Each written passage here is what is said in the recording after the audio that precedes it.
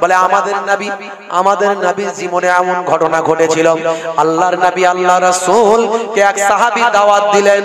হে তরুণ যুবকেরা, এক সাহাবী দাওয়াত দিলেন। সেই সাহাবীর বাড়িতে একটা ছাগল বাবা জবাই করা হলো।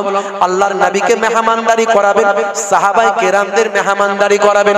হে তরুণ যুবকেরা, হে আমার মুরব্বিয়ানেরা, শুনে রেখে দিন বাবা, জেনে রেখে দিন বাবা, ওই সাহাবীর দুটো নাবালক ছোট ছোট বাচ্চা ছিল, যারা খেলাধুলা করার মতো বাচ্চা।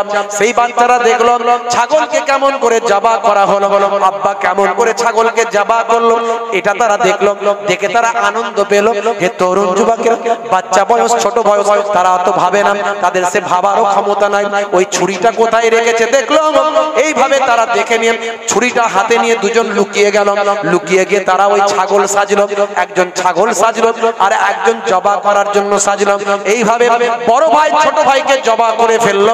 এইভাবে সাহাবী বাচ্চা ছেলেটা শহীদ হয়ে গেল, ইন্তেকাল করলো। এ তরুণ যুবকেরা, মা যখন এই ঘটনাটা দেখলেন সর্বনাশ হয়ে গেছে, আল্লাহর নাম নিয়ে আচারকে বললেন। বড় ভাই ছুটে পালালো, ভয়ে ছুটে পালিয়ে ছাদের উপর উঠে গেল। সেখান থেকে পড়ে গিয়ে সেই ছেলেও মারা গেল। হে তরুণ যুবকেরা, কিন্তু আল্লাহর নবী মেহমান, বুঝতে পারছেন সাহাবী কেমন নবীকে ভালোবাসেন। আমার ছেলে মারা গেছে, তাদের জানাজার কাজ পরে হবে, কিন্তু আমার নবী মেহমান, পৃথিবীর বুকে শ্রেষ্ঠ সম্মানের অধিকারী যিনি, তিনি আমার বাড়ির মেহমান।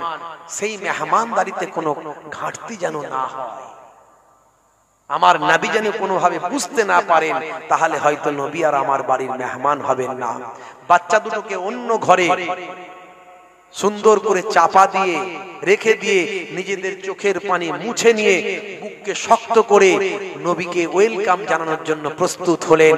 বিশ্ব নবী কয়েকজন সাহাবীকে নিয়ে যখন তার বাড়ির মেহমান হলেন, ওয়েলকাম, স্বাগতম, আহলান সাহলান, ইয়া রাসূলুল্লাহ, ইয়া রাসূলুল্লাহ বলে নবীকে নিয়ে গিয়ে সম্মান করে দস্তরখান দিয়ে ছাগলের গোশত দিয়ে খাবার তার সামনে পেশ করলেন। হে তরুণ যুবকেরা, আল্লাহর নবী বললেন, সাহাবী তোমার তো বাচ্চা দুটো, তারা কোথায়? নবী আমার সব খবর রাখেন। হে সাহাবী, তোমার বাচ্চা দুটো কোথায়? সেই বাচ্চা দুটোকে দেখো, আমি রাসূলুল্লাহ তোমার ছোট ছোট বাচ্চাগুলোকে একই দস্তরখানে নিয়ে খেতে চাই। জোরে হবে না, জোরে হবে না। সাহাবী আর সহ্য করতে পারলেন না, চোখের পানি ঝরঝর করে গড়াতে লাগলো। এতক্ষণ মনকে শক্ত করেছিলেন, এখন আর শক্ত করতে পারলেন না। নবী আমার কলিজার টুকরা বাচ্চাদের খুঁজছেন। সেই বাচ্চা দুটো তো আজ দুনিয়ার জমিনে নাই। এ তরুণ যুবকেরা, আল্লাহর নবীকে সব খুলে বললেন। দয়ার নবী আমার বলতে লাগলেন, সাহাবীর, ও সাহাবী কেঁদো না, কেঁদো না, চলো চলো, খাওয়া দাওয়া পরে হবে, তোমার বাচ্চা দুটোর কাছে আমি রাসূলকে নিয়ে চলো। আল্লাহর নবী বাচ্চা দুটোর কাছে গিয়ে চোখ ভরা পানি নিয়ে আল্লাহর দরবারে হাত দুখানা করে দোয়া চাইলেন। এ আমার আল্লাহ, এ আমার মাবুদ, তুমি আমাকে নবীদের নবী বানিয়েছো, নবীউল আম্বিয়া করেছো, নবীদের ইমাম বানিয়েছো, সমস্ত নবীদের ঊর্ধ্বে আমি রাসূলকে সম্মান দিয়েছো। ঈসা নবী যদি বাচ্চাকে জীবিত করতে পারে, ঈসা নবীর জামানাতে যদি ঈসা নবী যদি কোনো প্রাণীকে সঞ্চার দিতে পারে, কোনো প্রাণীর রূহ আবার ফিরিয়ে দিতে পারে, তুমি যদি ঈসা নবীর মাধ্যমে, তুমি আমার পূর্বপুরুষ ঈসা নবীর মাধ্যমে যদি কোনো সন্তানকে, কোনো বাচ্চাকে, কোনো জীবকে যদি ইসমে আজমের ওসিলায় যদি রূহ তার ফিরিয়ে দাও, আমাকে তুমি নবীদের নবী বানিয়েছো। আজকের দিনে আমার দোয়া কি তোমার দরবারে কবুল হবে না? যদি আমার দোয়া কবুল হয়ে যায়, আমার এই সাহাবীর দুটো সন্তানকে এই মুহূর্তে তুমি জিন্দা জীবিত করে দাও। বলার সঙ্গে সঙ্গে আল্লাহর নবীর দোয়া শেষ হতে দেরি, সঙ্গে সঙ্গে সন্তানগুলো নড়তে নড়তে নড়তে নড়তে জমিনে উঠে বসে যায়। জোরে হবে না? বন্ধুরা আমার, তরুণ যুবকেরা আমার, মুরব্বিয়ানেরা আমার, তাহলে জিন্দাকে মুর্দা নবীরা করত। আর যারা নবীদের প্রকৃত ওয়ারিস, দলিল নবীরা, নবীদের দ্বারাই হতো, যারা জিন্দাকে মুর্দা, এমনকি বড় পীর আব্দুল কাদের জিলানীর জীবন জিন্দেগি পড়লেও আপনি পাবেন এরকম ঘটনা। পুরানো কবরের ধারে গিয়ে গাউসুল আজম বলেছিলেন কুম বিইজনিল্লাহ, এই মুর্দা উঠে দাঁড়াও, জিন্দা হোকর খড়া হো যা, বলার সঙ্গে সঙ্গে পুরানো কবর থেকে নড়তে নড়তে মৃত জিন্দা জীবিত হয়ে দাঁড়িয়ে গিয়েছিল। জোরে হবে না? তাহলে ওলি আউলিয়ারা যারা, তারা যদি প্রকৃত যারা নবীদের ওয়ারিস, সেই নবীদের ওয়ারিসকে আল্লাহ নবীদের সমান পাওয়ার দিয়েছেন। তাই তো আমার আপনার দয়ার নবী বলছেন ওলামা ও উম্মতি কা আম্বিয়ায়ে বানি ইসরাইল, আমার উম্মতের মধ্যে যারা প্রকৃত আলেম তারা হলো বানি ইসরাইল যুগের নবীদের পর্যায়ভুক্ত। জোরে হবে না? আর জোরে হবে না। বানি ইসরাইল যুগের নবী কারা ছিল? ঈসা নবী, মুসা নবী, দাউদ নবী, সুলাইমান নবী। সেই যুগের নবী তো ঈসা নবী, মুর্দাকে জিন্দা করতেন। তাহলে আমাদের মাঝখানে আপনাদের ঘরের ছেলেরা যদি আলেমের মতো আলেম হয়, আমাদের নবীর কথা মিথ্যা হবে বাবা? তাহলে আপনার ঘরের ছেলেটাও বানি ইসরাইল যুগের নবীদের পর্যায়ভুক্ত সম্মানের অধিকারী হতে পারে না? পারে না? পারে না? পারে না? ইসলামে কোনো উচ্চ জাত, নিম্ন জাত, উচ্চ বর্ণ, নিম্ন বর্ণ এরকম কিছু আছে নাকি? আছে বর্ণপোতা, বর্ণ বৈষম্য, ভাই আমার আপনার কৃষ্ণাঙ্গ শ্বেতাঙ্গ এসব কিছু আছে ইসলামে? জাত পাত ধর্ম নিয়ে ইসলামে বাড়াবাড়ি, ভাই আমার উচ্চ নিম্ন এরকম কিছু নাই। তবে যারা নবীদের ভাই আমার ওয়ারিস, তাদের ইসলামে সম্মান দেয়া হয়েছে। সেটা আপনার ঘরের সন্তানও হতে পারে, সেটা আপনার ঘরের সন্তানও হতে পারে। কিছু স্পেশাল ফ্যাসিলিটি দেয়া হয়েছে, সেটা হলো আহলে বায়াতদের। আহলে বায়াতদের সম্পর্কে কিছু স্পেশাল নবী বলেছেন। নবী বলেছেন এরা আমার আহলে বায়াত, আমি এদের থেকে, এরা আমার থেকে। তাই আহলে বায়াতদের সম্পর্কে অনেক হাদিস এসেছে যে আহলে বায়াতদের সম্পর্কে নবী বলছেন তারাকতু ফিকুম মাইন আখাযতুম বিহি লান তাদিল্লু কিতাবাল্লাহ ওয়া ইতরাতি আহলে বাইতি, আমি তোমাদের মাঝখানে ছেড়ে দিয়ে গেলাম আল্লাহর কোরআন, কিতাবুল্লাহ, আল্লাহর কোরআন, আর আমার আহলে বায়াতকে রেখে দিয়ে গেলাম। এই আহলে বায়াতের সম্মান একটা দেয়া হয়েছে, কারণ নবীর ভাই আমার আহল পরিবার বর্গের মধ্যে থেকে আহলে বায়াত কজন বলা হয়েছে? 5 জন। আল্লাহর নবী, দোজাহানের বাদশা, আখিরি জামানার পয়গম্বর হুজুর, ওনার কলিজার টুকরা কন্যা আম্মা জান ফাতেমা জোহরা রাদিয়াল্লাহু তাআলা আনহা, ওনার ভাই আমার আল্লাহর নবীর জামাতা আসাদুল্লাহিল গালিব শের খোদা আলী মুর্তজা কারামাল্লাহু ওয়াজহু, আল্লাহর নবীর 2 জন নওয়াসায়ে রাসূল নাতি হযরত ইমাম হাসান, ইমাম হুসাইন রাদিয়াল্লাহু তাআলা আনহুমা। এই 5 জন হলেন আহলে বায়াত। জি হ্যাঁ বন্ধুরা আমার, তরুণ যুবকেরা আমার, মুরব্বিয়ানেরা আমার, শুনে রেখে দেন, জেনে রেখে দেন মুসলমান বন্ধুরা আমার, এছাড়া আলেম ওলামাদেরকে সবচেয়ে সম্মানের অধিকারী বলা হয়েছে ইসলামে। আল্লাযীনা উতুল ইলমা দারাজাত, তোমাদের মধ্যে প্রকৃত আহলে ইলমরা হলো উচ্চ সম্মানের অধিকারী। জোরে হবে না? আল উলামা ওয়ারাসাতুল আম্বিয়া, যারা আলেমে হাক্কানি হবে তারাই হলো নবীদের বংশধর। জোরে হবে না? হে তরুণ যুবকেরা, হে আমার বন্ধুরা, হে আমার মুরব্বিয়ানেরা, শুনে রেখে দিন বাবা, জেনে রেখে দিন বাবা। ওই আল্লাহর ওলি বান্দা যখন বললেন এই চিড়িয়া জিন্দা হোক আর ওর জাম, বলার সঙ্গে সঙ্গে পাখি জিন্দা জীবিত হয়ে আকাশে উড়ে গেল। হে তরুণ যুবকেরা, আল্লাহর মাহবুব বান্দা চিন্তা করলেন নিশ্চয় আমার দোয়া আল্লাহ আরশে কবুল হয়েছে, আমার আল্লাহ আমাকে আল্লাহ ওলি বান্দা বলে কবুল করেছেন, আমার জবানের দোয়া কবুল হচ্ছে। হে তরুণ যুবকেরা, বহুদূর চলে গিয়েছেন, বহুদূর যাবার পরে ওই আল্লাহর ওলি বান্দাকে একটু পিপাসা লেগেছে, বড় তেষ্টা পেয়েছেন, বড় পিপাসা পেয়েছেন। দেখতে পাচ্ছেন একজন মহিলা দূরে কলসি নিয়ে, কলস নিয়ে হেঁটে হেঁটে তার ঘরের দিকে চলে যাচ্ছেন। পেছন থেকে দেখতে পেয়ে সেই সময় আল্লাহর মাহবুব বান্দা বললেন এই মেয়ে, এই মহিলা, এই নারী, আমাকে একটু পানির ব্যবস্থা করে দাও, আমাকে একটু পানি পান করে দাও, আমাকে একটু পানির ব্যবস্থা করে দাও। দাও। ভাই আমার দোস্ত আমার, ওই মহিলা না শোনার ভান করে যেন শুনতে পাননি চলে যাচ্ছেন। আবার আল্লাহর মাহবুব বান্দা বলেন, এই নারী, এই মহিলা, আমি তোমাকে একটু পানি চাইছি। পানি আল্লাহর নিয়ামত, এখানে পানির বড় অভাব। আমি বহু সময় ধরে তেষ্টা পেয়েছি, বহু সময় ধরে আমি বহু সময় ধরে আমি তেষ্টার মধ্যে আছি, আমাকে একটু পানি পান করাও, আমাকে একটু পানি পান করাও। আবার মহিলা কোনো কথা বলেন না, মহিলা কোনো তাকিয়ে দেখেন না, পেছন দিকে ফেরেন না, মহিলা নিজের মতো বাড়ির দিকে পানি বা আমার নিজে নিয়ে চলে যাচ্ছেন। আবার এবার রাগান্বিত হয়ে আল্লাহর ওলি বলেন, হে মহিলা, তুমি কি কথা কানে ঢোকাওনি?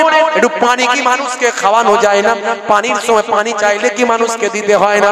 সেই সময় ওই মহিলা বললেন, হুজুর, আমি কোনো পাখি নয়, চিড়িয়া নয়, এত মেজাজ দিয়ে আপনি কথা বলবেন।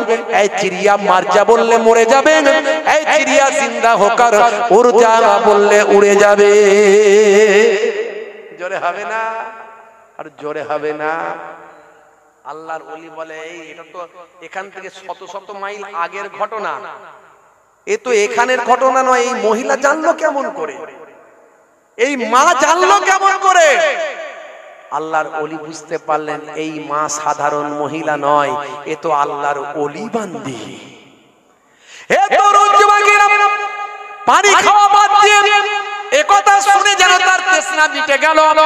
সেই সময় বললেন, মা, দুঃখ নেবেন না মা, বেয়াদবি নেবেন না মা। ও মা, আপনি এমন কথা জানলেন কেমন করে? এমন কথা খবরটা পেলেন কেমন করে? পর্দা, মুখ বাঁধা, হে তরুণ যুবকেরা, গায়ে হাতে চাপা দেওয়া বিদুষী মহিলা, আল্লাহর নেক বান্দি, পর্দাওয়ালা মহিলা, হে তরুণ যুবকেরা, আমার আপনার ঘরের মহিলারা বাইরে যখন বেরোয়, পর্দা তো দূরের কথা, পর্দাকে চর্দা দিয়ে, স্বামীকে পান দিয়ে খাইয়ে দিয়ে বেপর্দা হয়ে ঘুরে বেড়ায়। আছে না নাই? জোরে বলেন, আছে না নাই? মুসলমানের নারী করছে বাড়াবাড়ি, চালাচ্ছে স্কুটি গাড়ি, গায়ে নাই ওর নাম, বলছে আমার দিকে দেখ না, চুল করতে কালার, যাচ্ছে বিউটি পার্লার, নাম ছিল জরিনা, এবার হলো করিনা। লাল শাড়ি, লাল টিপ, লাল আঁচল মাথায় নাই, সবুজ শাড়ি, সবুজ টিপ, সবুজ আঁচল মাথায় নাই, পিঠটা তাদের ফাঁকা, বলছে যত তাকাবি তাকা।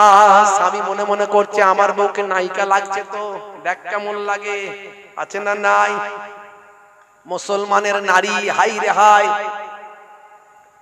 চৌধুরী সাহেবের বিয়ের রিসেপশনে যাবেন, বাজার কলকাতার শপিং মলে যাবেন, 3-4 মহিলা একসঙ্গে বেরিয়ে যাবে, সঙ্গে আছে তার শাশুড়ি মা, বলছে মা আইনা, বৌমা বলছে মা দাঁড়াও না।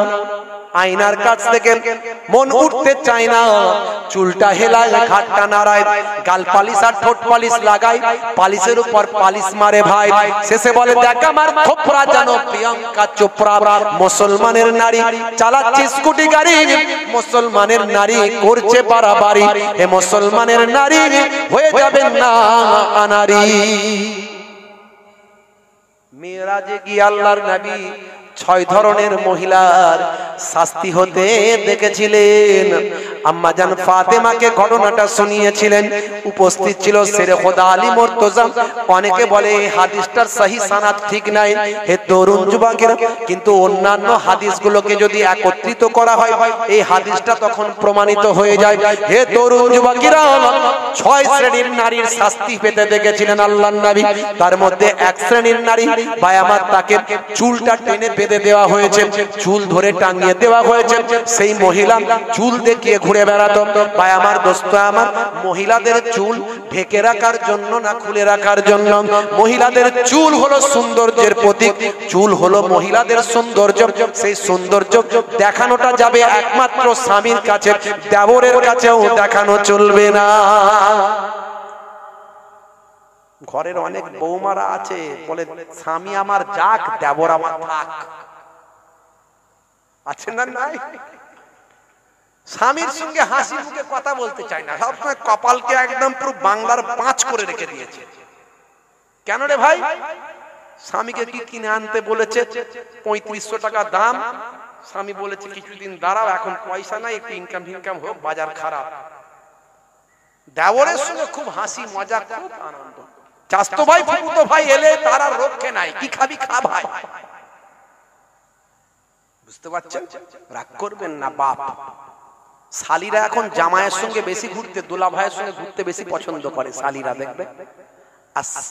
আর জামাইগুলো মনে মনে করে শালি তো আধা ঘর ওয়ালি। ওরা এই থিওরিতে বিশ্বাস করে, শালি মানে বউ তো আমার অরিজিনাল ফুল ঘরওয়ালি, আর শালি হলো আধা ঘরওয়ালি। ওই শালিও গুনাহ কবিরা করছে, হারাম কাজ করছে, আর ওই জামাইও হারাম কাজ করছে। মোটরসাইকেলে শালিকে নিয়ে ঘুরে বেড়ানো, কবরে ঢুকলে বুঝতে পারবে কি হচ্ছে। রাগ করবেন না বাপ। মেরাজ থেকে আল্লাহর নবী যখন ফিরেছিলেন, 6 শ্রেণীর মহিলার শাস্তি হতে দেখেছিলেন। তার মধ্যে এক শ্রেণী হলো যারা চুলকে উন্মুক্ত করত, যে মহিলারা চুলকে খুলে রেখে ঘুরে বেড়াতো। এই রকম এক শ্রেণীর মহিলা যাদেরকে জাহান্নামার শাস্তি দেওয়া হচ্ছে, কঠিন ভাবে তাদের চুলকে টেনে বেঁধে দিয়ে জাহান্নামার আগুনে তাদের জ্বালানো হচ্ছে। বন্ধুরা আমার, তরুণ যুবকেরা, নবী আমার আরেকটু এগিয়ে গেলেন, আবার দেখলেন এক ধরনের মহিলাকে জিভটাকে টেনে বের করে শিক দিয়ে টানিয়ে তাকে জ্বালানো হচ্ছে। নবী জিজ্ঞাসা করলেন, এদের কেন শাস্তি দেয়া হচ্ছে? সেই ফেরেশতা তখন বললেন, ইয়া রাসূলুল্লাহ, এই মহিলার মুখ ছিল ভীষণ খারাপ। এই মহিলা মুখ দিয়ে মানুষকে কষ্ট দিত, এমন এমন করা করা কথা বলতো, তার কথাতে অন্যান্য মহিলাদের হৃদয়ে আঘাত লাগতো, তাদের চোখ দিয়ে পানি ঝরতো, জবান দিয়ে এত খারাপ খারাপ কথা বলতো। আছে না নাই? শুধু মহিলারা নয়, পুরুষরাও আছে না নাই? এই জন্য বলা হয়েছে, তুমি সহজ হয়ে যাও, সরল হয়ে যাও। ইউরিদুল্লাহু বিকুমুল ইউসরা ওয়া লা ইউরিদু বিকুমুল উসরা। আমার আল্লাহ তোমাদের জন্য সরলতা পছন্দ করেন, কঠোরতা পছন্দ করেন না। হাদিসের মধ্যে এসেছে, জান্নাতের একটা নাম হলো ইউসরা, যে জান্নাতে সহজ সরল মানুষদেরকে দেয়া হবে। আর জাহান্নামের একটা নাম হলো উসরা, যেখানে কঠোরতা বিদ্যমান, শক্ত কঠিন। সেই কঠোরতাই জাহান্নামের আগুনে সেই কঠোর মানুষগুলোকে দেওয়া হবে। শুধু নামাজ পড়লি জান্নাতি হবেন এমন গ্যারান্টি দেওয়া যাবে না। ইসলামের সবকিছু মানতে হবে। নামাজও পড়ছে, আবার মেজাজ কি হাই টেম্পার, মানুষকে মানুষ মনে করে না। আছে না নাই? হয়েছি বাপের বেটা, মরবো একদিন, ভয় কি রে? ঘন ঘন বাহু দেখাচ্ছে, এক থাপ্পড়ে পাঁপড় ভাজা খাইয়ে দেবো। সলেমান খানের বডি, বাপরে বাপ। মুসলমানের ছেলে জিম করে করে বডি বানাচ্ছে, আর লোককে দেখাচ্ছে, দেখেছিস কি করেছি? লাগবি না একদম।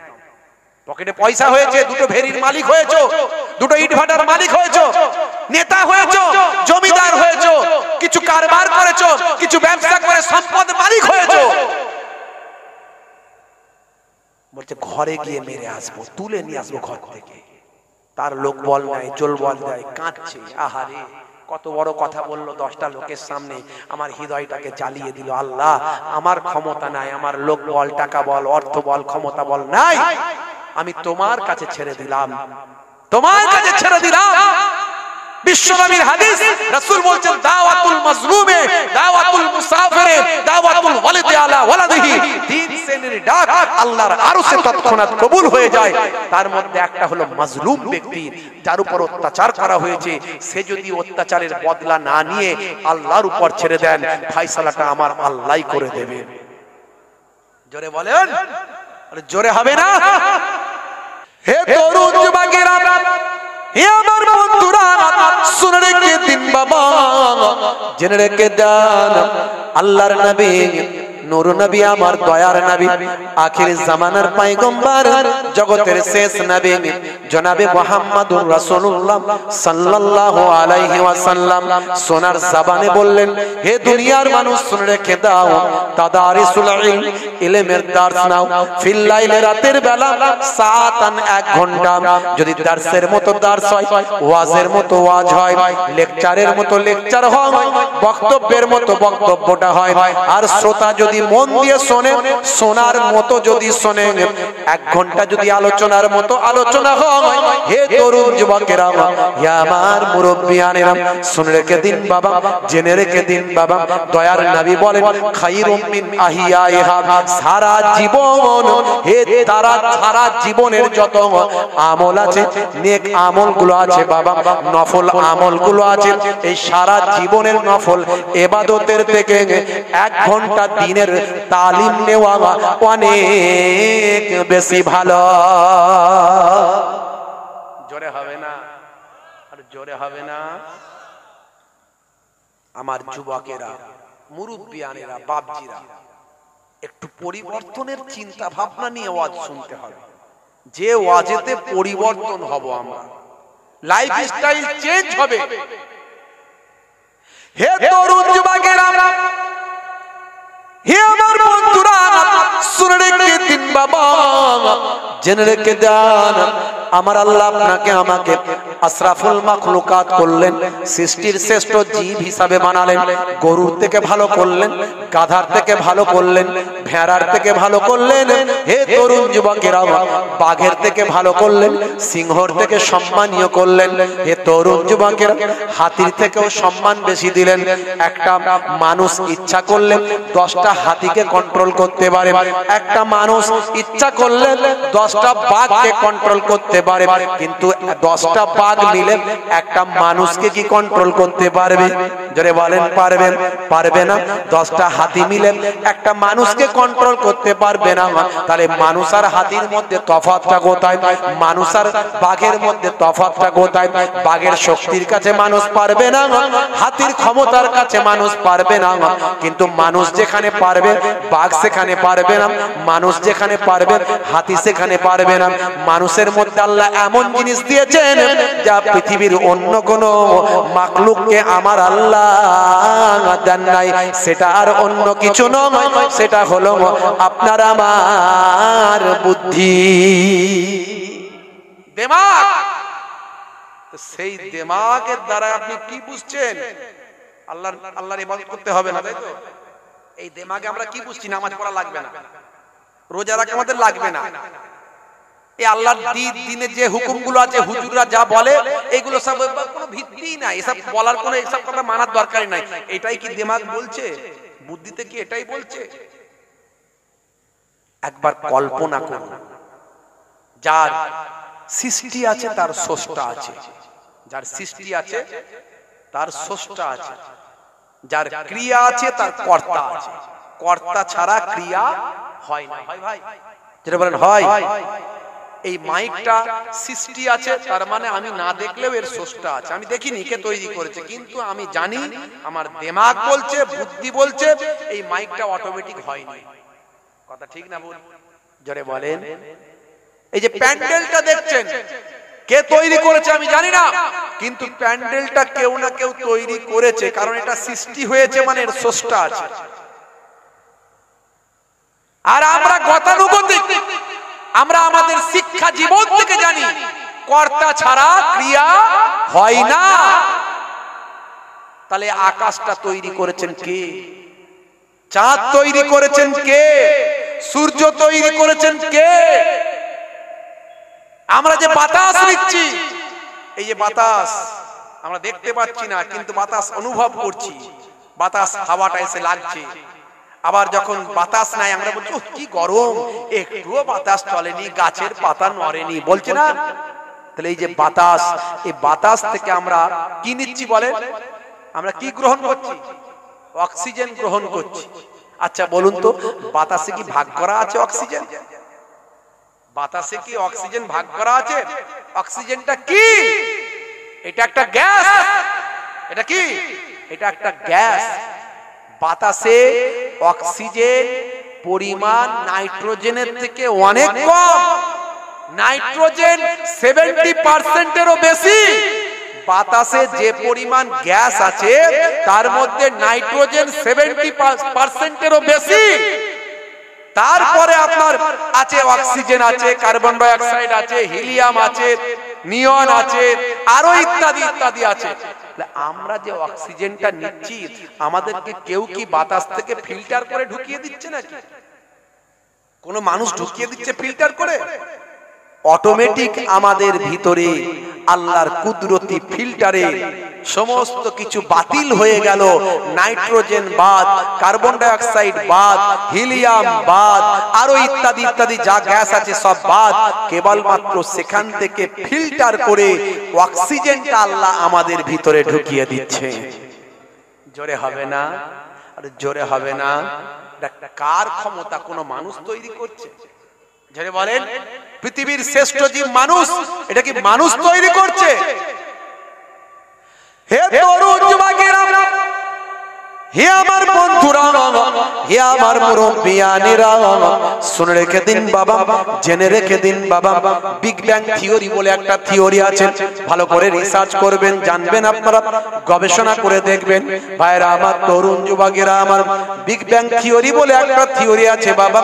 হে তরুণ যুবকেরা, হে আমার মুরব্বিয়ানেরা, শুনে রেখে দিন বাবা, জেনে রেখে দিন বাবা, এই বিগ ব্যাং থিওরিতে কি বলা হচ্ছে?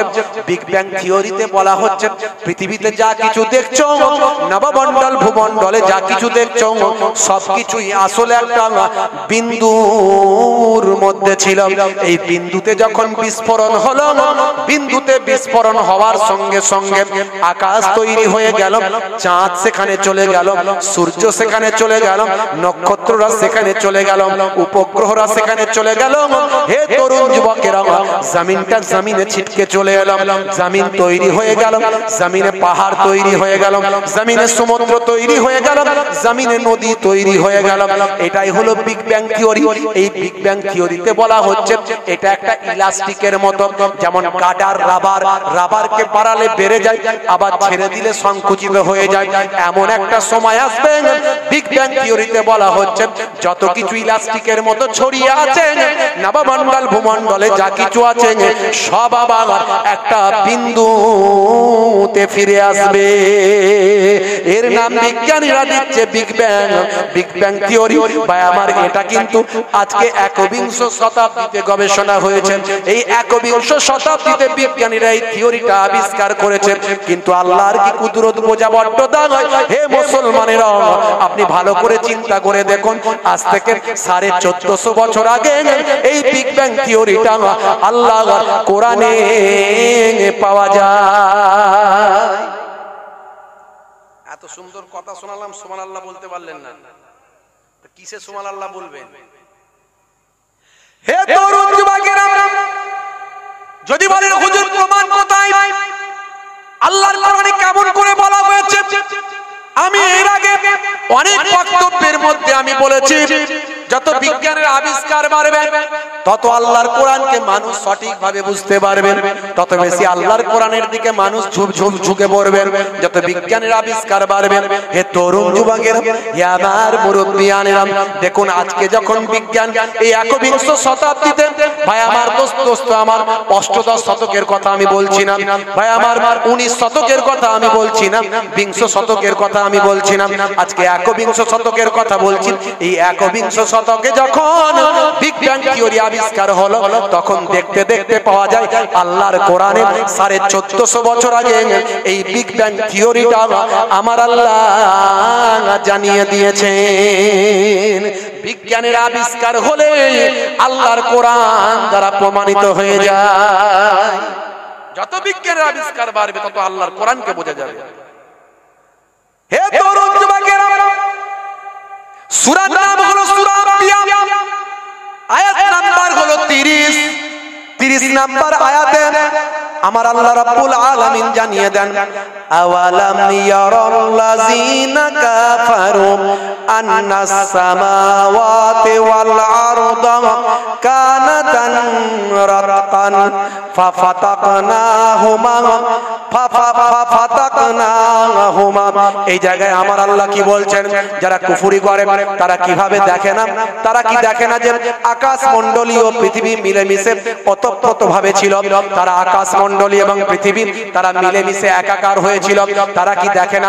যারা কুফরি করে, হে তরুণ যুবকেরা, যারা কুফরি করে, আল্লাহ বলছেন বান্দা শুনে রেখে দাও, হে তরুণ যুবকেরা, হে আমার বন্ধুরা, ফাফাতাকনাহুমা, তারা ছিল মিলেমিশে একাকার হয়েছিল। হে তরুণ যুবকেরা, আমার আল্লাহ কি বলছেন? রাতান ফাফাতাকনাহুমা, আমি আল্লাহ সেটাকে পার্থক্য করে দিয়েছি, আমি আল্লাহ সেটাকে কি করেছি? তারপর উভয়কে পৃথক করে দিয়েছি। অর্থাৎ আমার আল্লাহ বলছেন আকাশ এবং পৃথিবী সব কিছু মিলেমিশে একাকার হয়েছিল, অর্থাৎ একটা বিন্দুতে তারা ছিল। আমি আল্লাহ সেই বিন্দুকে পার্থক্য করে আকাশ এবং জমিনকে আলাদা বানিয়ে দিয়েছি। জোরে হবে না? জোরে হবে না। যত বিজ্ঞানের আবিষ্কার হবে তত আল্লাহর কোরআনকে বুঝতে পারবে, কিন্তু দুর্ভাগ্য কোরআন বুঝলেও কোরআন আমরা মানতে পারছি না। মুসলমানের ছেলেরা, যুবকেরা কোরআন নিয়ে রিসার্চ করছে না। বিজ্ঞান বলছে, ভালো করে খোঁজ নিয়ে দেখুন, স্বাস্থ্য বিজ্ঞানীরা বলছে পৃথিবীর বুকে যত জীব সৃষ্টি হচ্ছে সব জীব কিন্তু পানি থেকে তৈরি হচ্ছে। পানি, আপনার আমার জন্মটা পানি থেকে তৈরি হয়েছে, কথা ঠিক না ভুল? জোরে বলেন, কথা ঠিক না ভুল? শুক্রাণু আর ডিম্বাণু কি পানি না পানি নয়? এ তরুণ যুবকেরা, মাতৃগর্ভে যখন সন্তান তৈরি হয় তখন পানির মধ্যেই থাকে, কথা ঠিক না ভুল? এ তরুণ যুবকেরা, এটা আমার কথা নয়, স্বাস্থ্য বিশেষজ্ঞরা বলছেন পৃথিবীর বুকে যত জীবের তৈরি হয়েছে, যত জীব সৃষ্টি হয়েছে সব পানি থেকে তৈরি হয়েছে। এ তরুণ যুবকেরা, হে আমার মুরব্বিয়ানেরা, এই সূরা মুমিনুনের বা আমার সূরা আম্বিয়ার 30 নম্বর আয়াত, আবার আমার আল্লাহ বলছেন ওয়াজআলনা মিনাল মাই কুল্লা শাইইন হাইয়িন আফালা ইউমিনুন। হে তরুণ যুবকেরা, হে আমার মুরব্বিয়ানেরা, আমার আল্লাহ বলছেন শুনে রেখে দাও, প্রাণবন্ত সবকিছু সৃষ্টি করলাম পানি থেকে, তবুও কি তারা বিশ্বাস করবে না? আফালা ইউমিনুন, তবুও কি তারা ঈমান আনবে না? তবুও কি তারা বিশ্বাস করবে না? ওয়াজআলনা মিনাল মাই, আমি আল্লাহ তাদের সৃষ্টি করেছি পানি থেকে। 1450 বছর আগে আল্লাহর কোরআন বলছেন যত প্রাণবন্ত, অর্থাৎ যত প্রাণীর সঞ্চার হয়েছে, যত প্রাণীর জন্ম হয়েছে, আমি আল্লাহ সকলকে পানি থেকে সৃষ্টি করেছি। জোরে হবে না? জোরে হবে না? এই কোরআন থেকে প্রমাণ পাওয়া যাচ্ছে? জোরে বলেন, পাওয়া যাচ্ছে? তো গোটা কত খুঁজে বের করছি, এরকম শত শত বের করলে পাওয়া যাবে। আরো বিজ্ঞানের যত ডেভেলপমেন্ট বাড়বে তত কোরআনকে আরো বেশি পাওয়া যাবে। কারণ কোরআন কার কথা বলে? আল্লাহর কথা। কোরআন কার কথা? জোরে বলেন, কার? এই জন্যই আমি বলেছি, কোম্পানি যখন কোন প্রোডাক্ট মার্কেটে লঞ্চ করে সঙ্গে একটা পুস্তিকা দেয়, এই পুস্তিকাতে লেখা থাকে ভাই প্রোডাক্টটা কেমন ভাবে ব্যবহার করা চাই। হে তরুণ যুবকের, হে আমার বন্ধুরা, শুনে রেখে দিন বাবা, জেনে রেখে দিন বাবা, আমার আল্লাহ মানুষ নামক প্রোডাক্ট পৃথিবীতে সৃষ্টি করেছেন। মানুষকে সৃষ্টি করেছেন কে? যারে বলেন কে?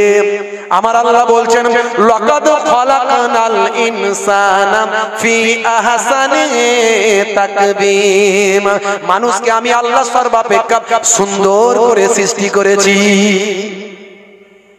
আপনারা সুবহানাল্লাহ বলতে কষ্ট হচ্ছে? সব পাওয়া যাবে না? যাবে না? আচ্ছা, সুবহানাল্লাহ বলে সব হবে না? হবে না বলেন তো? আমি এত সুন্দর কথা শোনাচ্ছি, আপনারা সুবহানাল্লাহ বলছেন না, তো কি কথাই সুবহানাল্লাহ বলবেন? একবার জোরে সোরে তাকবীর দেন তো দেখি, নারে তাকবীর। আর বাংলাদেশের সঙ্গে আমরা তুলনা করি, বাংলাদেশের লোকেরা কথাই কথা শুধু লাফিয়ে উঠে পড়ে, বলে হুজুর বাংলাদেশের মতো ওয়াজ করেন না। বাংলাদেশের মতো আগে তুমি শ্রোতা হও, তারপরে বক্তা হবে। বাংলাদেশের লোকেরা কথাই কথাই লাফিয়ে উঠে, নারে তাকবীর, ওরে বাবা কি জোশ রে ভাই। মাঝে মাঝে জিকির করতে করতে গাছে উঠে পড়ে, আল্লাহ আল্লাহ গাছে উঠে পড়েছে। কখন আবার হুজুরের মাথার মধ্যে ডিগবাজি খাচ্ছে। কেমন জিকির হলো? বাংলাদেশের ভৌগোলিক পরিবেশটা আলাদা, আমাদের এখানে ভৌগোলিক পরিবেশ আলাদা, বুঝতে হবে। কিছু ছেলে পুলে বলে হুজুর এই ওই রকম ওয়াজ করতে হবে, হুজুর ওই রকম ওয়াজ। হে তরুণ যুবকেরা, হে আমার বন্ধুরা, হে আমার মুরব্বিয়ানেরা শুনে রেখে দিন বাবা, জেনে রেখে দিন বাবা, হে মুসলমান একটুখানি লক্ষ্য করুন। কোম্পানি যখন কোনো প্রোডাক্ট মার্কেটে লঞ্চ করে সঙ্গে একটা পুস্তিকা দেয়, পুস্তিকাতে সেই প্রোডাক্ট সম্পর্কে লেখা আছে ভাই কেমন করে ব্যবহার করা চাই। মনে করুন ফ্রিজটা কিনেছেন, সঙ্গে পুস্তিকা পেয়েছেন না পাননি? এসিটা কিনেছেন, সঙ্গে পুস্তিকা পেয়েছেন না পাননি? ওইখানে ওই পুস্তিকাতে কোনো ভুল থাকতে পারে না, কারণ যিনি প্রোডাক্ট তৈরি করেছেন তিনি পুস্তিকাটা আপনাকে লিখে দিয়েছেন। হে তরুণ যুবকেরা, হে আমার বন্ধুরা, এই মানুষ নামক প্রোডাক্টটা তৈরি করেছেন কে? জোরে বলেন কে? তাহলে পুস্তিকাও দেওয়া দরকার আছে না নাই?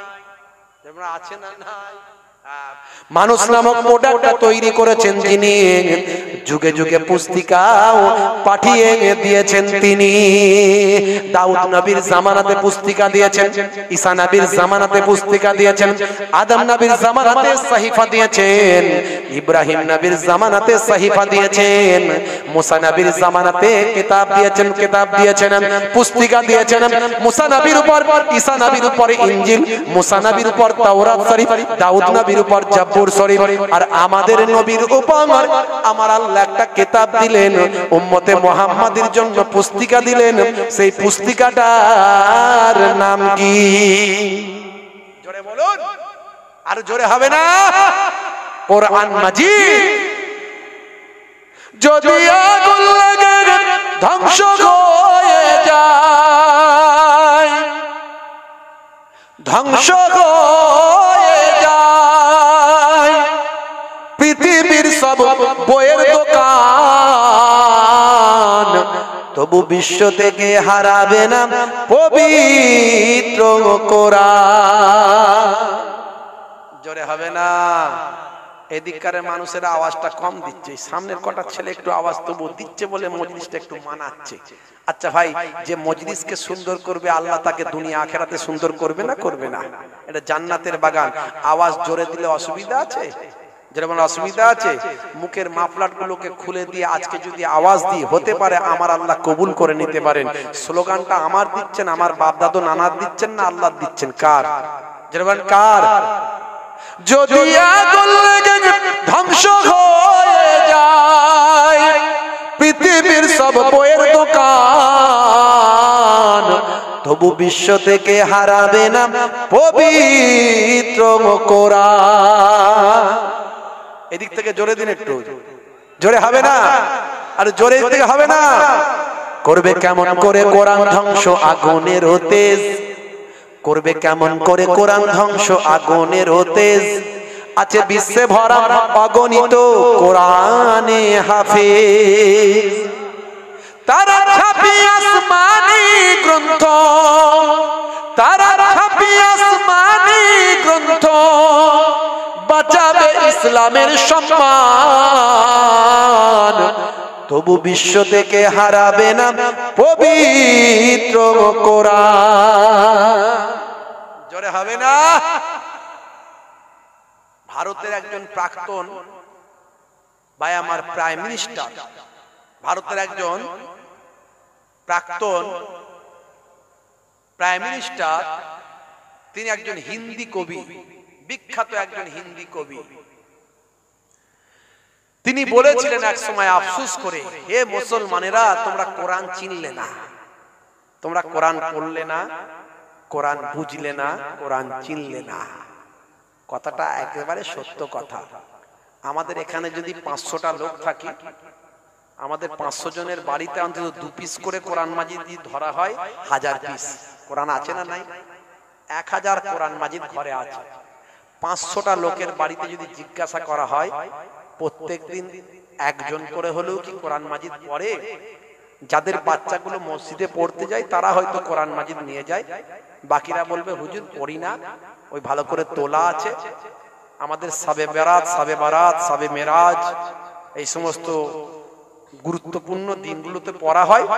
আর কেউ মারা গেলে তার মাথার গোড়ায় আমাদের ঘরের মেয়েরা একটু সূরা ইয়াসিন, সূরা রহমান তেলাওয়াত করে। আমরা কোরআন পড়ি না। আবার যদি পড়ি, কোরআন কি বলছে, কোরআন মাজিদে কি লেখা আছে তার মানে মতলব আমরা বুঝি না। এই জন্যই আজকে এক শ্রেণীর মানুষ কোরআনের বিরুদ্ধে সমালোচনা করে, কোরআনের বিরুদ্ধে কথা বলে মানুষকে ভুল বোঝায়। কারণ আমরা কোরআন পড়ি না, পড়লেও বুঝি না, আমরা বোঝার চেষ্টা করি না। আমরা উপন্যাস পড়ি, আমরা গল্পের বই পড়ি, আমরা ভৌতিক কাহিনী পড়ি, আমরা ঠাকুমার ঝুলির গল্প পড়ি, কিন্তু আমরা কোরআন মাজিদের সুন্দর সুন্দর ঘটনাগুলো পড়ি না। মুসা নবীর জামানায় ফেরাউন কি করেছিল, কিভাবে মুসা নবীর জন্ম হলো, এটা কত সুন্দর গল্প কোরআনে আছে।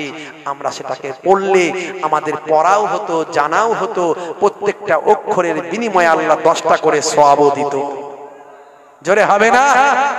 ইউসুফ নবীকে তার ভাইরা কেমন করে কূপে ফেলেছিল, কুয়ায় ফেলেছিল, সেখান থেকে আমার আল্লাহ কিভাবে বাঁচালেন, বাঁচিয়ে তাকে মিশরের বাদশা বানিয়ে দিলেন। আবার তার ভাইদেরকে আল্লাহ তার কাছে কিভাবে পৌঁছে দিয়ে সারেন্ডার করালেন, তিনি তার ভাইদের সঙ্গে কি আচরণ করেছিলেন, কত সুন্দর গল্প কোরআনে আছে। তাফসীর পড়লে, কোরআনের ব্যাখ্যা পড়লে আপনি সব পেতেন। আপনার পড়া হতো, জানা হতো, শেখা হতো, তার সঙ্গে সঙ্গে আল্লাহ আপনার জ্ঞানকে পৃথিবীর শ্রেষ্ঠ কিতাব পড়ার বিনিময়ে বৃদ্ধি করে দিত। আর তার সঙ্গে সঙ্গে আপনাকে আল্লাহ প্রত্যেকটা অক্ষর পড়ার বিনিময়ে 10টা করে নেকিও দিয়ে দিত। কিন্তু আমরা কোরআন মাজিদ না পড়ে গল্পের বই, উপন্যাস পড়ি। গল্পের গরু গাছে ওঠে, গল্পতে এমন কথা পড়ছে যার কোনো ভিত্তিও নাই, বাস্তবতাও নাই। কাল্পনিক কাহিনী পড়ছে, কাল্পনিক কাহিনী। বুঝতে পারছেন? মাটুলের গল্প, মাটুল, মাটুলটা যে কে, হোয়াট ইজ দিস, কি সেটা, সেটাই আমরা জানি না। একটা কাল্পনিক গল্প। মাটুল ছিল, মাটুল ইজ দ্য গ্রেট, সে ছিল একজন শক্তিশালী পাওয়ারফুল ম্যান। এরকম একটা গল্প নিয়ে আমরা সেখান থেকে আমাদের ছেলেদেরকে শেখাচ্ছি। বাবা বাবা বলো তো, গোপাল ভাঁড় কে ছিল, তার বাড়ি কোথায় ছিল? গোপাল ভাঁড়ের গল্প আমরা বাচ্চাদের শেখাচ্ছি। গোপাল ভাঁড় অনেক ভালো ছিল। গোপাল ভাঁড় জীবনে শিক্ষা দিয়েছে। গোপাল ভাঁড়ের গল্প থেকেও শিক্ষা আছে। যদি সেখান থেকে শিক্ষাটা নেয় আর শুধু গোপাল ভাঁড়ের হাস্য কৌতুক শুনে যদি হাসে, ওখান থেকে কিচ্ছু নাই। কথিত আছে গোপাল ভাঁড় নামের কোন চরিত্র ছিল কিনা ইতিহাসে পাওয়া যায়নি, তবে এটা কাল্পনিক একটা চরিত্র। গোপাল ভাঁড় কে ছিল? নদিয়ার কৃষ্ণনগরের রাজা, রাজা কৃষ্ণর ভাই আমার ভাঁড়, তার প্রধান একজন সঙ্গে থাকা গল্প কথক, যে রাজাকে সবসময় বিনোদন দিত, এইরকম একজন ব্যক্তির নাম হলো গোপাল ভাঁড়। রাজা কৃষ্ণচন্দ্রের, যাকে, যার সঙ্গে সব সময় থেকে তাকে আনন্দ দিত, এইরকম একজন ব্যক্তির নাম হলো গোপাল ভাঁড়। এক সময় দেখা গেল ইংরেজরা যখন এসে এই ভারতবর্ষকে ইস্ট ইন্ডিয়া কোম্পানির নামে দখল করার চেষ্টা শুরু করলো, তারা প্রথমে দ্বিতীয় বাহাদুর শাহের কাছে গিয়ে উপঢৌকন দিল। সেই উপঢৌকন পেয়ে ব্যবসা করার অজুহাত দিয়ে ভারতবর্ষের এক জায়গা থেকে অন্য জায়গায় তারা ক্ষমতা বিস্তার করে যখন বাংলা বিহার ত্রিপুরা সহ এই বঙ্গের শাসন করছেন কে? মুর্শিদাবাদের ভাই আমার রাজা সুলতান, রাজা বাদশাহ, রাজা সিরাজউদ্দৌলা। এই সিরাজউদ্দৌলার সময় যখন ইংরেজরা এসে বাংলা বিহার উড়িষ্যাকে দখল করার চেষ্টা শুরু করলো, সেই সময় রাজা সিরাজউদ্দৌলাকে তারা প্রতিহত করার চেষ্টা করে তারা রাজা সিরাজউদ্দৌলার কাছের মানুষ যারা ছিল, তাদের মধ্যে ছিল মীর জাফর, মীর কাসিম, জগৎ শেঠ, এইরকম কিছু লোককে তারা কন্ট্রোল করলো। তাদেরকে প্রলোভন দেখালো যে তোমরা যদি সিরাজউদ্দৌলাকে পরাস্ত করতে পারো তাহলে আমরা তোমাদেরকে ক্ষমতায় বসাবো, এই বাংলা বিহার উড়িষ্যার দায়িত্ব তোমাদের কাঁধে দেব, তোমরা বাদশাহী করবে। ক্ষমতা এমন একটা জিনিস বাপ, ক্ষমতা এমন একটা জিনিস, আজ যে মন্ত্রীর ড্রাইভার, সেই একদিন মন্ত্রীকে গুলি করে শেষ করে দিয়ে দলে নাম লিখিয়ে পার্টিতে দাঁড়িয়ে সেই একদিন নেতা হয়ে গেল। ক্ষমতা এমন একটা জিনিস। এই গল্পের কথা বলতে গেলে অনেক কথা, আমি সেই উদাহরণ দিতে যাচ্ছি না। গোপাল ভাঁড় কিন্তু বুঝতে পেরেছিল গোপাল ভাঁড় বুঝতে পেরে কৃষ্ণচন্দ্রকে বলেছিল, হে কৃষ্ণচন্দ্র, আপনি আজকে সিরাজউদ্দৌলার বিরুদ্ধে কথা বলছেন, আপনাকে ইংরেজরা ব্যবসার নাম দিয়ে প্রলোভন দেখাচ্ছে যে আপনাকে ব্যবসার নাম দিয়ে কৃষ্ণনগরের উন্নতির কথা বলে, নদিয়ার উন্নতির কথা বলে সিরাজউদ্দৌলার বিরুদ্ধে আপনাকে নিয়ে যাওয়ার চেষ্টা করছে। হে রাজা কৃষ্ণচন্দ্র, আপনি এটা করবেন না। এই ইংরেজরা কখনো ভালো হয় না, ইংরেজদের চালাকি বুদ্ধি ধরা বড্ড মুশকিল, ইংরেজরা চতুর হয়, এই ইংরেজদের কূট বুদ্ধিতে তারা খ্যাত। তারা চাইছে সিরাজউদ্দৌলার ক্ষমতা কমিয়ে দিতে, তাই তারা ভিতরে ভিতরে চক্রান্ত করছে। রাজা কৃষ্ণচন্দ্র তখন প্রাধান্য দেয়নি গোপাল ভাঁড়কে। গোপাল, গোপাল, তুমি এসব কথা আমাকে বলো না। বারবার কিন্তু গোপাল চেষ্টা করে দেশকে বাঁচানোর, বারবার কিন্তু চেষ্টা করে গোপাল যে বাংলাকে শেষ করবেন না। সিরাজউদ্দৌলার বিরুদ্ধে যাওয়া মানে পুরো বাংলা, বিহার, উড়িষ্যার ক্ষমতা ইংরেজদের হাতে চলে যাবে। হে আমার রাজা মশাই, আমি আপনার নুন খেয়েছি, আপনার গুণ গাই, আপনার বিরোধিতা আমি করতে পারবো না, কিন্তু আপনাকে আমি বারবার পরামর্শ দিই, আপনি কিন্তু ওই সিরাজউদ্দৌলার বিরুদ্ধে যাবেন না। রাজার সঙ্গী সাথীরা হাসতে শুরু করলো গোপাল ভাঁড়ের অবস্থা দেখে। রাজা বলল, যদি তাই হয় হে গোপাল, তুমি এক কাজ করো, তোমার কথা মানতে পারি তখনই যদি তুমি মুর্শিদাবাদে গিয়ে সিরাজউদ্দৌলাকে যদি ভেঙচি কাটিয়ে আসতে পারো, তাহলে আমি তোমার কথা শুনবো। সেই সময় গোপাল ভাঁড় বলেছিল, এটাও আমি রিস্ক নিতে চাই। রাজা মশাই, আপনি আমাকে মজাক করে, ঠাট্টা করে হয়তো এটা একটা পরীক্ষা করছেন, এরপরেও কিন্তু আমি আপনার কথাকে স্বীকৃতি দিয়ে আমি সিরাজউদ্দৌলাকে যে ভেঙচি কাটিয়ে আসবো সবাইয়ের সামনে, তবু আমি চাই না যে আপনি সিরাজউদ্দৌলার বিরুদ্ধে চলে যান আর ইংরেজরা দেশের ক্ষমতা গ্রহণ করে নিক। সিরাজউদ্দৌলা পরাস্ত হওয়া মানে পুরো দেশের ক্ষমতা ইংরেজদের হাতে চলে যাবে, এটা আমি কখনো চাই না। সিরাজউদ্দৌলার কাছে গিয়ে বিভিন্ন প্রলোভনে ভাই আমার গোপাল ভাঁড় গিয়ে সত্যি ভেঙচি কেটেছিল, মুখ ভাসিয়েছিল।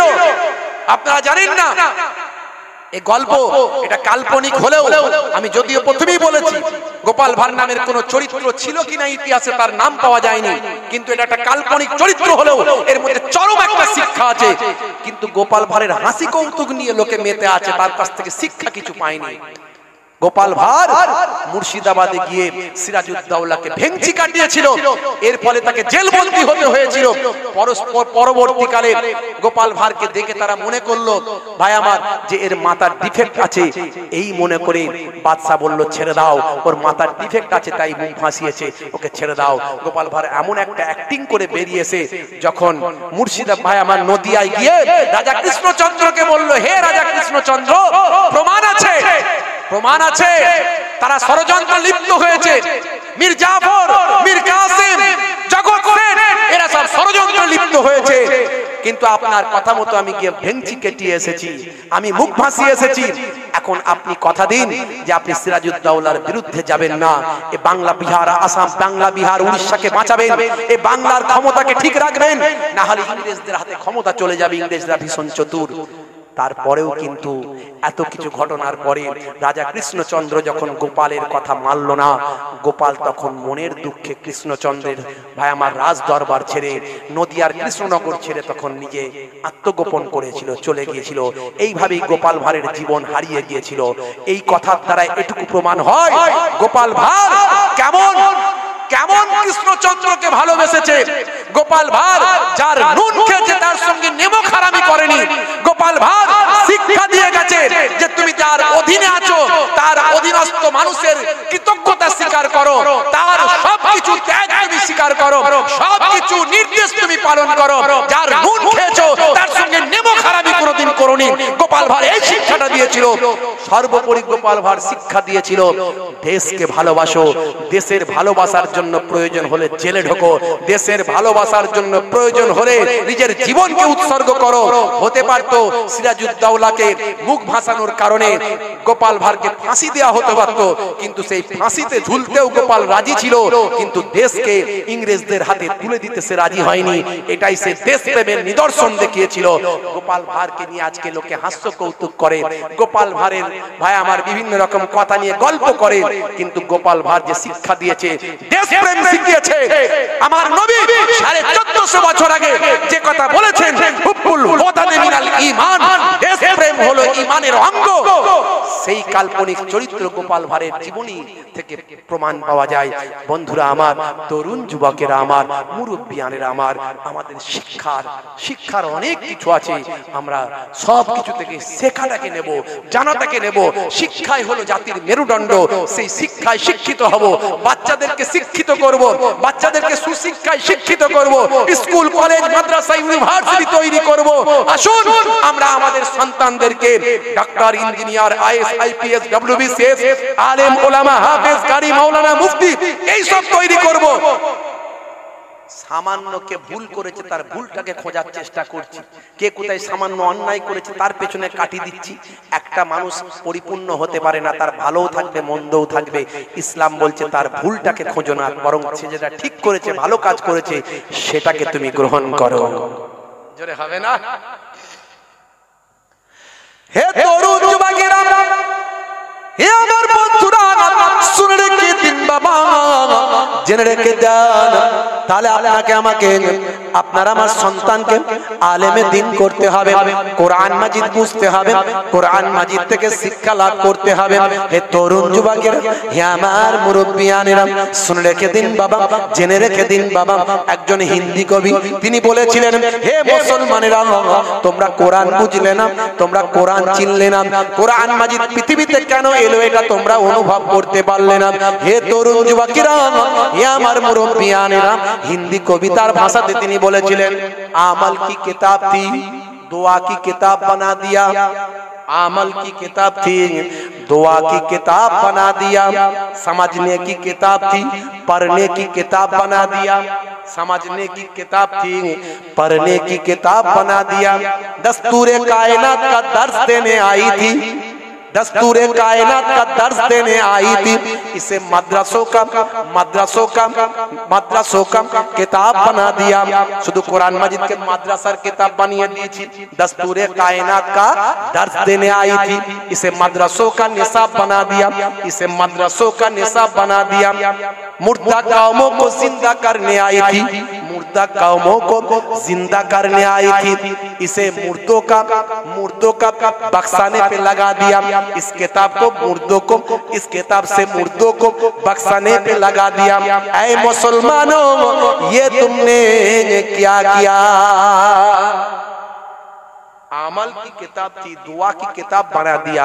এটা আমল করার কিতাব, এই কিতাব থেকে পড়ে বুঝে নিয়ে বাস্তবায়িত করার কিতাব। তোমরা কি করলে? এ থেকে শুধু দোয়া খুঁজে খুঁজে বের করলে, এটা পেচ্ছাবের দোয়া, এটা পায়খানার দোয়া, এটা সোয়ার দোয়া, এটা হাসার দোয়া, এটা কাশির দোয়া, দোয়া বের করলে এখান থেকে। আমল করলে না, কিতাব কি বলেছে সেটা মানলে না।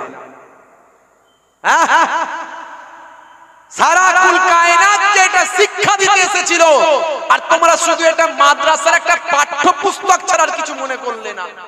এই কিতাবটাকে মাদ্রাসার একটা পাঠ্যপুস্তক ছাড়া কিছু মনে করলে না। मुर्दा कौमों को जिंदा करने आई थी, मुर्दा कौमों को जिंदा करने आई थी। এটা হলো মৃত কওম, যে কওম কিছু বোঝে না, তারা যদি কোরআন বুঝে যায় পৃথিবীর শ্রেষ্ঠ জ্ঞানী হয়ে যাবে। জোরে হবে না? আর অথচ তোমরা কি করলে? মুর্দো কা বক্সানে পে লাগা দিয়া। মৃত মানুষ মারা গেলে তার সামনে কোরআন তেলাওয়াত করে তাকে জান্নাতে পাঠানোর চেষ্টা করলে। কে বলছে এটা? ভারতের একজন প্রাক্তন রাষ্ট্রপতি, নাম হলো মিস্টার শঙ্কর দয়াল শর্মা। নামটা মনে পড়ে গেছে, ভুলে গেছিলাম। নাম হলো মিস্টার শঙ্কর দয়াল শর্মা, ভারতের এক্স রাষ্ট্রপতি, প্রেসিডেন্ট, ভারতবর্ষের এক্স প্রেসিডেন্ট, এবং তিনি একজন হিন্দি কবি। বিখ্যাত শায়ের, একজন কবি, তিনি বলছেন কত বড় কথা। তিনি বলছেন, এ মুসলমানো ये तुमने क्या किया, হে মুসলমান এটা তোমরা কি করলে। বন্ধুরা আমার, তাহলে সেই কোরআন মাজিদের আলোকে আমাদেরকে শিখতে হবে, জানতে হবে, বুঝতে হবে। হে তরুণ যুবকেরা, সেই কোরআন মাজিদ বলছে তোমরা নামাজ পড়ো, সেই কোরআন মাজিদ বলছে তোমরা মদ খেও না, সেই কোরআন মাজিদ বলছে তোমরা সুদ খেও না, সেই কোরআন মাজিদ বলছে পিতা মাতার সঙ্গে খারাপ ব্যবহার করো না। অওয়াসাইনাল ইনসানা বিওয়ালিদাইহি ইহসানা হামালাতুহু উম্মুহু কুরহা ওয়া ওয়াদাআতুহু কুরহা ওয়া হামলুহু ওয়া ফিসালুহু 30 শাহরা। হে তরুণ যুবকেরা, হে আমার বন্ধুরা, হে আমার মুরব্বিয়ানেরা, শুনে রেখে দিন বাবা, জেনে রেখে দিন বাবা, সেই কোরআন বলছে আমি আল্লাহ অওয়াসাইনাল ইনসানা বিওয়ালিদাইহি ইহসানা, আমি আল্লাহ তাআলা দুনিয়ার সন্তান সন্ততিকে তাদের পিতামাতার ইহসান করার নির্দেশ দিয়েছি। হে দুনিয়ার সন্তান সন্ততিরা, তোমরা তোমাদের পিতামাতার খেদমতটা করো। দুনিয়াতে খেদমত সবচেয়ে বেশি করবেন কার? জোরে বলেন কার? পিতামাতার। কথা ঠিক না বল? আমরা গুরুদেবের করি, গুরুদেব। কেউ নেতার করেন, কেউ নেতার করে, কেউ বড় ব্যবসায়ীর করে, কেউ হুজুরের করে, কেউ মৌলানা সাহেবের করে। পিতামাতার খেদমত সবচেয়ে আগে নিশ্চয় আপনি গুরুদেবের করবেন। গুরুদেব বলবো না, গুরু মশাই, মানে আপনার যে ওস্তাদ। এটা বাংলায় বললে ভুল হবে, আমি আরবিতে বলছি। আপনার যে মুআল্লিম, ওস্তাদ, সেই ওস্তাদের আপনি খেদমত করুন, এটা নবীর সুন্নাত। কিন্তু সবচেয়ে আগে খেদমত হবে পিতামাতার। জোরে বলুন সুবহানাল্লাহ। জোরে হবে না? সেই পিতামাতা সম্পর্কে আমার আল্লাহ কোরআন মাজিদে বললেন তোমরা তোমাদের পিতামাতাকে নিয়ে এই বলে দোয়া চাও। কি বলে দোয়া চাইবে? রব্বিরহামহুমা কামা রাব্বায়ানি সগীরা। রব্বিরহামহুমা, রহম করুন, হুমা ওদের দুজনের উপর, কামা যেমন, রব্বায়ানি সগীরা যেমন তারা ছোটবেলায় আমাদের উপর রহম করেছিলেন। আল্লাহর কাছে এই বলে দোয়া চাও, এই বলে দোয়া চাও। বিশ্বনবী বলছেন ইযহাব ফাআকরিমহা ফাইনাল জান্নাতা তাহতা রিজলাইহা। যাও তোমার মায়ের সম্মান করো, তোমার মায়ের সম্মান করো, কারণ তোমার মায়ের পায়ের তলায় তোমার জান্নাত। মা রাজি হলে জান্নাত পাবে, মা অখুশি হলে জাহান্নাম হবে। যত বড়ই বান্দা তুমি নামাজি হও, দাড়িওয়ালা, টুপিওয়ালা, জুব্বাওয়ালা, মৌলবী, মৌলানা, হাফেজ সাহেব, মুফতি সাহেব, কারি সাহেব, এমন অনেকের কথা আমি জানি, নাম বলবো না। বড় বড় পণ্ডিত, বাপের বিরুদ্ধে মামলা কলকাতা হাইকোর্টে, বাপের বিরুদ্ধে মামলা কলকাতা হাইকোর্টে। বাপ যতই খারাপ হোক, খচ্চর হোক, বাপের বিরুদ্ধে যাওয়ার হুকুম তোমার নাই, তোমাকে দেওয়া হয়নি। বাপ যতই অপরাধী হোক, বাপকে বাপ বলে তোমাকে মানতে হবে। বাপ বাপের ফয়সালা আল্লাহ করবে, তোমার ফয়সালা আলাদা হবে তোমার আল্লাহর কাছে। একজন মহিলা পানি নিয়ে যাচ্ছে তৎকালীন যুগে। একজন আল্লাহর ওলি 20 বছর ইবাদত করেছে জঙ্গলে, 20 বছর ইবাদত করেছে জঙ্গলে। দেখুন, বাপ মায়ের সম্মান বাপ মায়ের মতো, স্বামীর সম্মান স্বামীর মতো। স্বামীর ক্ষেত্রে কি বলা হয়েছে? যদি দুনিয়ার কাউকে সিজদা করার অনুমতি দিতাম, তাহলে আমি প্রত্যেক স্ত্রীকে বলতাম তোমরা তোমার স্বামীর পায়ে সিজদা করো। আবার অন্য জায়গায় কোরআনে বলা হয়েছে হুন্না লিবাসুল লাকুম ওয়া আনতুম লিবাসুল লাহুন্না। স্বামী স্ত্রীর পোশাক, স্ত্রী স্বামীর পোশাক, স্ত্রী স্বামীর পোশাক, স্ত্রী স্বামী স্ত্রীর পোশাক, একে অপরের পরিপূরক, একে অপরের পরিপূরক। কাল কিয়ামতের দিনে স্ত্রীর হক নষ্ট করলে আপনাকে আল্লাহ জান্নাত দেবেন না, যত বড়ই আপনি নামাজি, পরেজগার, খোদাবীর হন। পরে বউকে পিটেছেন শুধু ঘন ঘন, হ্যাঁ? যখনই টেম্পার উঠে গেছে, বাম্পারের খেয়াল না করে, বাইরে কোথাও মস্তানি না করতে পেরে বউয়ের উপর মস্তানি করেছে। আছে না নাই কিছু লোক? অত সহজ নয়। তোমার নামাজ তোমাকে জান্নাতে নিয়ে যেতে পারবে না, কারণ ওই স্ত্রী সেদিন বাধা হয়ে দাঁড়াবে, আল্লাহ আমার হক আমার স্বামী পূরণ করেনি। স্বামী স্ত্রীর একে অপরের পরিপূরক হতে হবে, কোরআনের অর্ডার। বন্ধুরা আমার, তরুণ যুবকেরা আমার, মুরব্বিয়ানেরা আমার, শুনে রেখে দেন, জেনে রেখে দেন, হে মুসলমান, হে তরুণ যুবকেরা, একজন আল্লাহর ওলি 20 বছর ইবাদত করেছে। 20 বছর ইবাদত করে চিন্তা করছে, আল্লাহ আমার ইবাদত কবুল করেছেন কিনা একটু পরীক্ষা করি, একটু পরীক্ষা করি। হে তরুণ যুবকেরা, হে আমার বন্ধুরা, হে আমার মুরব্বিয়ানেরা, শুনে রেখে দিন বাবা, জেনে রেখে দিন বাবা, জঙ্গলে একজন আল্লাহর মাহবুব বান্দা 20টা বছর আল্লাহর ইবাদতে মাশগুল থেকেছেন। 5 ওয়াক্ত নামাজ শুধু নয়, চাস্তের নামাজ, ইসরাকের নামাজ, আওয়াবিনের নামাজ, তাহাজ্জুদের নামাজ, দিনের বেলা রোজা, রাত্রে নামাজ, দিনে নামাজ, রাত্রে নামাজ, আল্লাহর ইবাদতে মাশগুল থেকেছেন। সর্বদা আল্লাহর ইবাদত জিকিরে মাশগুল থেকেছেন। উযকুরুল্লাহ জিকরান কাসীরা, আল্লাহ বলছেন তোমরা বেশি বেশি আল্লাহর নামকে স্মরণ করো। আল্লাহর নাম বেশি বেশি স্মরণ করেছেন, জিকিরে মাশগুল থেকেছেন, সর্বদা আল্লাহর ইবাদতে মাশগুল থেকেছেন। ফাইজা খালাউতা ফাহারলিক লিসানিকা মাস্তাতাআত বিজিকরিল্লাহ, যখন তুমি একাকী থাকবেন, যখন তুমি নিরিবিলিতে থাকবেন, যখন তুমি নির্জনে থাকবেন, তোমার লিসানটা, তোমার জিহ্বাটা আল্লাহর জিকিরে লাগিয়ে রাখবে। হে তরুণ যুবকেরা, হে আমার মুরব্বিয়ানেরা, নবী বলেন খায়রাত দুনিয়া ওয়াল আখিরা, আমার আল্লাহ তোমার দুনিয়াতেও ভালো করবেন আর আখিরাতেও ভালো করে দেবে। জোরে হবে না? জোরে হবে না? হে তরুণ যুবকেরা, আল্লাহর মাহবুব বান্দা 20 বছর জঙ্গলে ইবাদত বন্দেগী করেছেন। চিন্তা করলেন যে আমার ইবাদত কি আল্লাহর দরবারে কবুল হয়েছে। ইবাদত থেকে ফারেক হয়ে এবার চিন্তা করলেন বাইরে দিকে একটু বের হব, কিন্তু আমার ইবাদত কি আল্লাহ কবুল করেছেন। সেই সময় পরীক্ষা করার চেষ্টা করলেন, আমি একটু পরীক্ষা করে দেখি আমার জবানের দোয়া কবুল হয় কিনা। গাছে ছিল পাখি, সঙ্গে সঙ্গে আল্লাহর ওলি বললেন এই চিড়িয়া মার যা, বলার সঙ্গে সঙ্গে আল্লাহর আরশে কবুল হয়ে গেল। তার কথাতে আমার আল্লাহর হুকুমে সঙ্গে সঙ্গে চিড়িয়া পাখিটা ছটফট করতে করতে জমিনে পড়ল আর মারা গেল। হে তরুণ যুবক, হে আমার মুরব্বিয়ানেরা, আবার আল্লাহর মাহবুব বান্দা আবার দেখলেন এই চিড়িয়া, বললেন এই চিড়িয়া জিন্দা হোক আর উড় যা, বলার সঙ্গে সঙ্গে চিড়িয়া পাখিটা জিন্দা জীবিত হয়ে আল্লাহর হুকুমে উড়ে গেল। বলে এসব হুজুরদের বানানো কথা, এর দলিল প্রমাণ কি আছে? ঈসা নবী, ঈসা রুহুল্লাহ মৃত ব্যক্তিকে জিন্দা করতে পারতেন কি পারতেন না? মৃত জীবকে ইসমে আজম পড়ে ফুঁক দিতেন, দেওয়ার সঙ্গে সঙ্গে মৃত জিন্দা হয়ে যেত। জোরে হবে না? জোরে হবে না? শুধু তাই নয়,